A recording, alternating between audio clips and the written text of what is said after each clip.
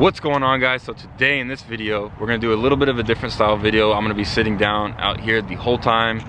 Hopefully you can hear me all right. But in this video we're going to talk about 3 common misconceptions that people get wrong about training MMA, combat sports.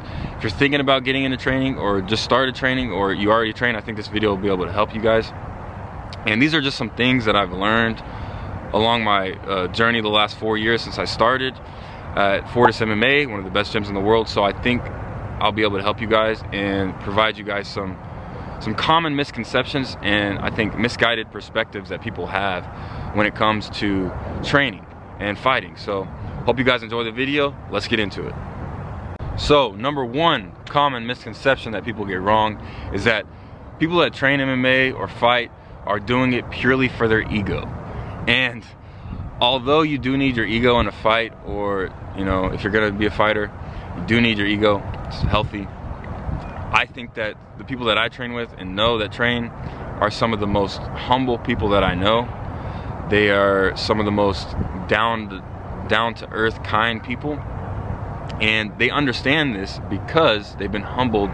Their ego has been humbled thousands and thousands and thousands of times in training, because one of the things you learn when you start training is that you don't know anything. You think you know how to defend yourself, you think that you're competent, but in reality you're not. This is how I was when I first started. I had a much bigger ego when I first started than I do now. So I actually understand the consequences of violence now more. And it's been able to help me actually understand how to have a healthy ego, because when you first start training, you think that you can defend yourself, and then you get guys half your size that can choke you out, and if they wanted to, they could literally kill you, treat you like a kid that is helpless if they really wanted to. And it's an ongoing process that you go through, and I still go through this to this day. You're gonna get humbled throughout your entire journey, and so I don't think that's a bad thing whatsoever. I think that it's very healthy, and it helps you actually develop. If you stick with it when you first start training, it helps you develop your skill set, and it helps you learn from your mistakes and be able to capitalize on those mistakes. And the thing is like, people think that it's just about your ego. One of the reasons why I got into this was for self-development, improvement. As Joe Rogan says on one of his podcasts, he says that mixed martial arts is a vehicle to express your human potential. Is that martial arts is a vehicle for developing your human potential. And outside of war and outside of being a police officer or a firefighter, it's one of the most difficult things that a person can navigate. And those people, especially champions, are extraordinary human beings, because what they're doing is what I call high-level problem solving with dire physical consequences. And so to express your human potential is very hard, because we live in a society that is comfort all around you. You can get anything with the tap of a button. You can pretty much do whatever you want with ease. It's a very comfortable way of living that we nowadays. So I think doing martial arts helps us tap into that primitive form of survival that we don't really have anymore. So, and obviously somebody could say, you know, you're doing this for a selfish reason. You're doing it to assert your dominance over others. You're doing it to be able to have the upper hand in a physical confrontation. The thing is that is one of the great benefits of it, but we understand as martial artists that we don't want to use that and abuse our power for defending ourselves, and just look for fights. And then also, you can also learn, once you learn the ability to fight, you can use it to help other people. It's not just about you. You can use it to teach other people how to fight, to defend themselves, to actually be able to defend somebody in a confrontation, in an emergency.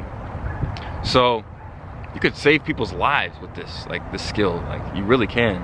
And so it's not just about your ego. It's not just about the individual. Although it is a individual pursuit, you're going to try to develop individually. Like I said, to reach your potential. And I just think martial arts is a great way to actually do that. So that is the #1 common misconception. So the number 2 common misconception is that people that fight and train are taking unnecessary damage and just abusing their bodies, and it's pointless. Obviously you don't want to take brain damage. The brain is the most important part of your body, and this is why I advocate you train intelligently and strategically, and you don't just go into, you know, sparring sessions and try to just brawl with people and just take damage constantly. Obviously if you're going to try to do this professionally as a career, it's going to be a little bit more risky. But if you're doing this as a hobby and you just want to get some exercise in, learn a skill of defending yourself, and you know, maybe lose some weight or something, I think this is a very overplayed misconception that people get wrong. And it's funny because a lot of the people that say this are the same people that don't exercise. They don't really feed their bodies very good foods. They kind of just sit around and don't really use their bodies.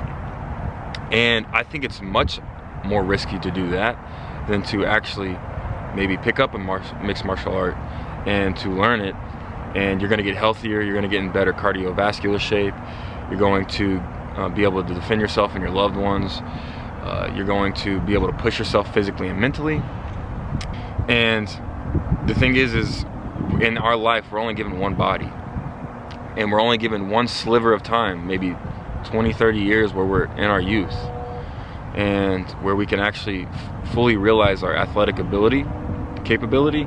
And how will you be able to do that if you don't even try, if you don't even try to push yourself? Obviously lifting weights is good, but I think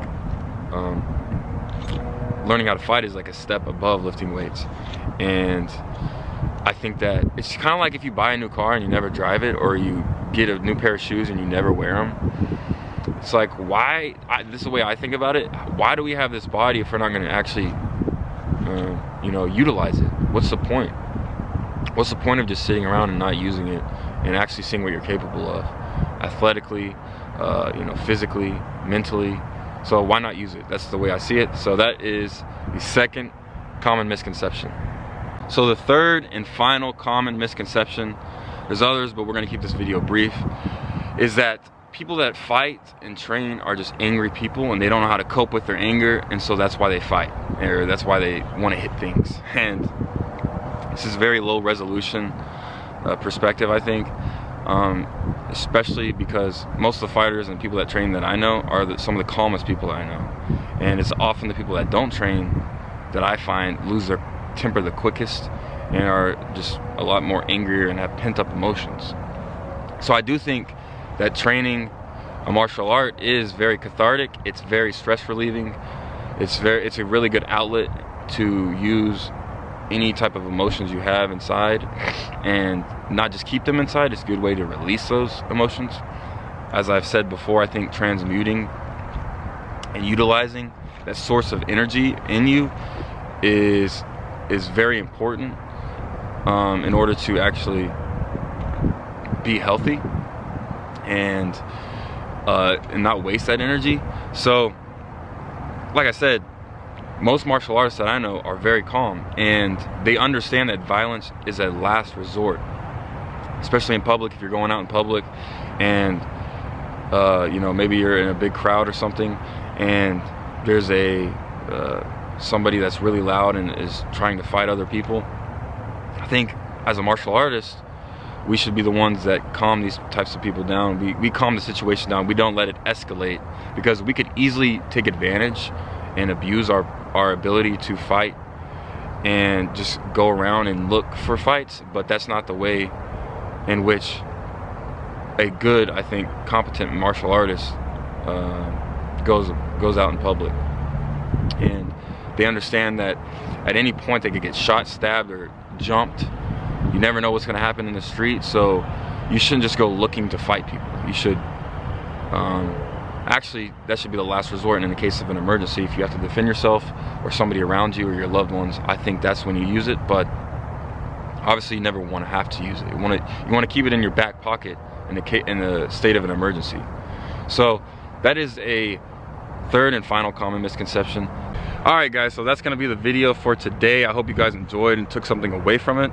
A little bit of a different video today, but just trying new things out. So Hope you guys enjoyed. If you did enjoy, please like, comment, subscribe, all that good stuff. Really helped me out. And yeah, if you're thinking about training, I think you guys should just do it. It's not gonna be easy when you first start, but if you just stick with it, I promise you, you won't regret it, and you will see developments mentally and physically that you never would have been able to have had you not started training. So that's gonna do it for the video, guys. Thank you for watching. See y'all next time.